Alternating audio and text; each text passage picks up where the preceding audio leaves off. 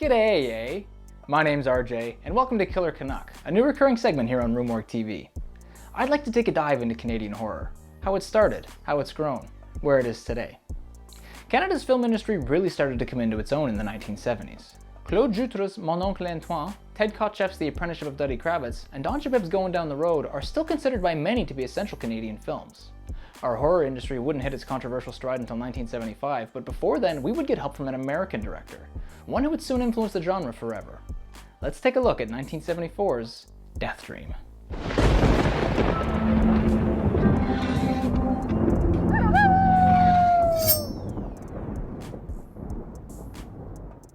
In the early 1970s, writer Alan Ormsby was approached by his friend Bob Clark, whom he had met while the two were together in the drama department at the University of Miami. Clark presented him with some money to produce a horror film. Ormsby recalled that his brother had just mentioned to him a movie that he saw playing at the theaters, a zombie movie. Released in 1968, George Romero's Night of the Living Dead would influence the horror landscape almost immediately, and this collaboration was to be a prime example. The two got to work writing what would become the film Children Shouldn't Play with Dead Things. Much of the cast and crew was made up of friends and people they knew. One of those people was Carl Zutrair, the composer. Zutrair composed the accompanying music for plays at the high school that both he and Clark had attended. He had since been given an opportunity to compose the music for a Canadian documentary, bringing with him a 35mm print of Children to use as a resume. The Canadian company, called Quadrant, loved it and asked if Clark was available with another script. Clark brought the news to Ormsby, who quickly pumped out a script that he titled The Veteran. This title wouldn't stick, and neither would many of the subsequent titles for that matter. Either way, Quadrant loved it and they agreed to produce the film for 5 times the budget of that of Children. They brought back many of the same cast and crew that they used in their previous endeavor. Clark left the screenplay entirely up to Ormsby and changed nothing, shooting what was essentially the first draft of the script, without any interference from the producers. The film plays out as a strong anti-Vietnam War allegory. Ormsby had gone to high school with people who had sadly died during the war, and both he and Clark were strong advocates against it. The script takes some cues from W.W. Jacobs' The Monkey's Paw, as well as some influence from the play Bury the Dead by Irwin Shaw, and Bertolt Brecht's poem The Ballad of the Dead Soldier. Death Dream, or Dead of Night, or The Night Walk, or The Veteran, or The Night Andy Came Home, opens in a nondescript jungle during a battle. 2 soldiers, Andy Brooks and Darren Wilson, are shot and killed. Interesting to note here is that in this scene, and only this scene, Andy is played by a different actor, Gary Swanson, as this scene was shot prior to the casting of actor Richard Backus, who plays Andy for the rest of the film. I'm hard-pressed to think of a movie where not only is the main character played by a different actor for a full scene, but one where the main character is played by a different actor the very first time you see them. Back in America, the Brooks family sits around the dinner table enjoying a roast, where Mother Christine, played by Lynn Carlin, offers up some sound parental advice. Kathy, don't ever marry a man who can't carve a roast beef or a turkey. They're visited solemnly by military Captain George, who delivers a telegram with the news of their son's demise. Stopping off for a cup of coffee and a pack of darts, a truck driver tells the diner owners that he picked up a hitchhiker, a soldier, on his way. We get just enough time to notice the Attention All Veterans poster decidedly on the register before he returns to his truck. Brooks' patriarch Charles, played by John Marley, startles awake, bedsheets clear of equestrian content, to the sound of the family dog Butch making noise downstairs. He lets the dog out through the front, closing the door to reveal Andy standing silently in the corner. Maybe a bit of a red flag, but the rest of the family comes downstairs happily to welcome Andy back home. But it soon becomes apparent that Andy is not entirely himself. Pretty rough over there, eh, son? Over where? As Charles explains to him that the military told them that he had been killed overseas. They actually said that my son was dead. I was.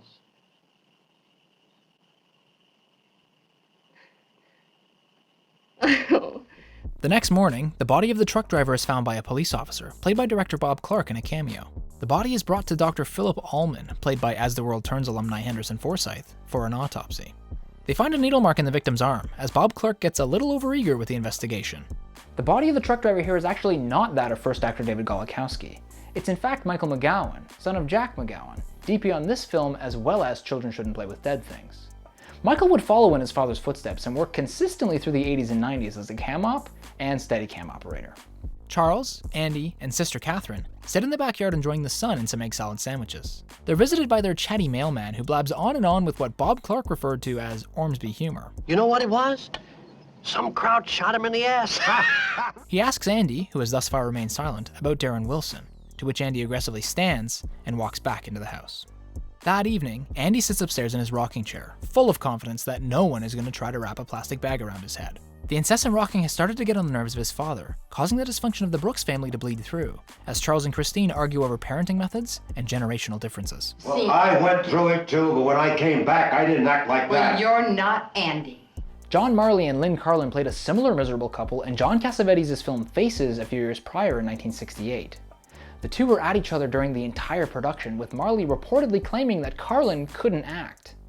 Well, this certainly helped the performances as, ironically, Carlin was nominated for an Academy Award for Best Supporting Actress. Andy comes downstairs and leaves, though not before catching some words from Butchie. We follow Andy through a segment that Alan Ormsby titled The Night Walk in his script, which is where one of the titles originated from. Though cut down heavily in the final product, Andy was to visit all the places he used to frequent prior to being shipped off to war. Places like his old school, for instance. Instead, Andy sneaks a peek through the window of his old girlfriend, Joanne. He then heads to the cemetery, kneels down in front of a tombstone, and begins to write. In an attempt to lighten Andy's mood, Charles invites a Sandlot equivalent of local boys over to chat with him. They ask him about the war, and other invasive things. Hey Andy, you see a lot of action over there?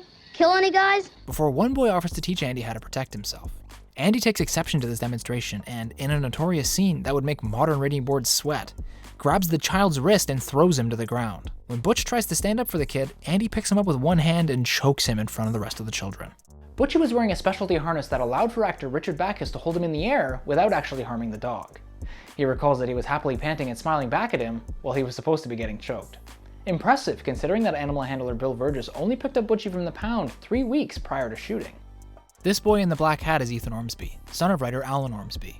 He would grow up and work as a compositor and digital artist in the early aughts on films like Wes Craven's Cursed and Sam Raimi's Spider-Man, before sadly passing away from cancer in 2008 at the far too young age of 40. Following this brutal display, Charles takes himself to the local tavern to drink away his feelings. He's tended to by assistant director Jeff Gillen in another cameo. Jeff Gillen had a role in Children Shouldn't Play with Dead Things, and would co-direct Deranged with Alan Ormsby immediately following Death Dream. Most people will remember him, however, as the Santa Claus that tells Ralphie that he'll shoot his eye out with a Red Ryder BB gun. Charles is visited by Dr. Allman, who brings him home and chats with Andy. He tells Andy that he'll give him a checkup free of charge. I think this lighting might have been provided free of charge. The doc asks how Andy got home, and his hitchhiking response gets the gears upstairs turning. The doc leaves the room with Charles, but not before we get a shot of that sweet Scooby-Doo light switch. He tells Charles that he has to report Andy to the police, and Charles asks him to give him one night before he goes to them, which the doc accepts. The stress then starts to get to the drunk Charles, and he takes it out on the rest of the family. Daddy, what's the matter? Well, mind your own goddamn business. Dr. Allman returns to his office and heads straight to the telephone. We get a brief stalking sequence accompanied by an outlandish score, before Dr. Allman opens the door to reveal Andy, whose body is starting to deteriorate. I came for my checkup. Andy gets Dr. Allman to check his pulse. The doc is baffled when he doesn't hear one, and we learn Andy's true intentions when he attacks. I died for you, Doc. Why shouldn't you return the favor? There's a brief struggle before Andy stabs Dr. Allman several times with a large hypodermic needle, killing him brutally. This scene was initially scripted to be intercut with shots of a deer, but the budget allowed for neither the time and expertise it took to get said footage, nor the stock footage of one. Next, Andy uses the same tool to extract some blood from the doctor's body. This is actually Alan Ormsby's arm on the punch-in, and with some stark symbolism, injects the blood straight into his own arm. The next morning, Andy is looking more like himself, and he's happily greeted by his mother and sister. Andy's sister Kathy is played by ANYA LIFFEY, credited here as Anya Ormsby, as she was married to writer Alan Ormsby at the time. This part was written specifically for her. Kathy springs Andy with plans to go on a double date that night, him and Joanne, and her and her boyfriend Bob, just like they used to before Andy was shipped off. Charles goes to visit Dr. Allman, but is met with a crowd of people and an ambulance. Alan Ormsby himself, in yet another cameo, says that he ain't no movie star, but he can get behind anything. Yeah, he can get behind anything, and tells Charles that somebody murdered the doc. He says that they think it's the same person who killed the truck driver, the soldier, because of the needle mark on the body. In a panic, Charles leaves. While preparing for his hot date, Andy's eyes and hand have once again begun to deteriorate, but Bob, Kathy, and Joanne have arrived, chirps at the ready. Do I look all right? You look terrible. Special effects makeup was done by Alan Ormsby, who was on set every day. Before filming began, art director Forrest Carpenter met a young man at a coffee shop and mentioned to him that he was shooting a movie. The young man responded emphatically that he had a passion for special effects makeup and ran to his car to get his portfolio. Based on Carpenter's recommendation, he would be hired to be Alan Ormsby's assistant, and Death Dream would be the first film of legendary effects artist Tom Savini's career. Tom was very enthusiastic on set and eager to work and learn. He took dozens of photographs, as he had been an actual Vietnam War photographer, and he and Ormsby got along great. They both had fallen in love with special effects and makeup thanks to the same person, the man of 1,000 faces, Lon Chaney. He's credited on Death Dream simply as makeup. Tom would continue, along with most of the crew, to take the makeup and effects helm on Deranged, Confessions of a Necrophile, which was co-directed by Ormsby and Jeff Gillen and produced by Bob Clark. Andy makes his entrance in his sweet white turtleneck and black leather gloves. Despite some hesitance from his former friends, Everything's fine, Bob. they head out. Meanwhile, Charles has gone to the police station in hopes that he can lead the officers off the trail of his son. He gives them some false information in order to buy some time. Christine has since seen a news report on the murder of Dr. Allman and has come to the same conclusion that Charles has. Charles returns home, asking where Andy has gone, and Christine feeds him some false information of her own. Where did they go? Dancing. He arms himself with Chekhov's gun and heads out to try to find Andy.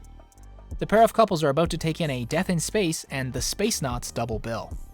This scene was shot at an actual drive-in theater near Brooksville, Florida, and they mattered in the movie that was playing on the screen as they drove in. The drive-in sadly isn't around anymore, suffering much the same fate as thousands across the world in the past 50 years. Bob and Kathy leave to go to the lobby, to get themselves a treat. Andy can't keep it together, so to speak, and starts to attack Joanne. In her struggle, she claws off his glasses to reveal his grotesque, decomposing face. These contact lenses were specially ordered, and they were about the size of a quarter. They cut off oxygen to the eyes, and so were only put in immediately preceding a take. Before he can extract any blood from Joanne's body, however, Bob and Kathy return. After a grisly jump scare, Andy attacks them. In one of the most vintage kills I've ever seen, Andy strangles Bob with the wire from the window speaker for the drive-in, while Kathy stands there doing her best Felissa Rose. Afterwards, Andy rips home in the family car, adding to his body count on the way, and stranding Kathy at the drive-in for the remainder of the runtime. Andy returns home to the protection of his mother, but not the protection of his father, who holds him at gunpoint. Christine pleads with some strong points, I don't care about Catherine. and ultimately Charles can't bring himself to shoot his own son, no matter how monstrous he's become. Christine leaves with Andy, but the Chekhov tax must still be paid. They leave the house, but the police have shown up. The officers take a few shots at Andy, one from range and one from point blank. He isn't fazed and actually gets back at the second officer for snipping the heads off of all those birds. All those bullets, however, have of course set the car on fire. The first time they performed this fire stunt, while taking the first turn, the wind sucked the fire from the trunk right into the back seat of the car and ignited the vinyl seating.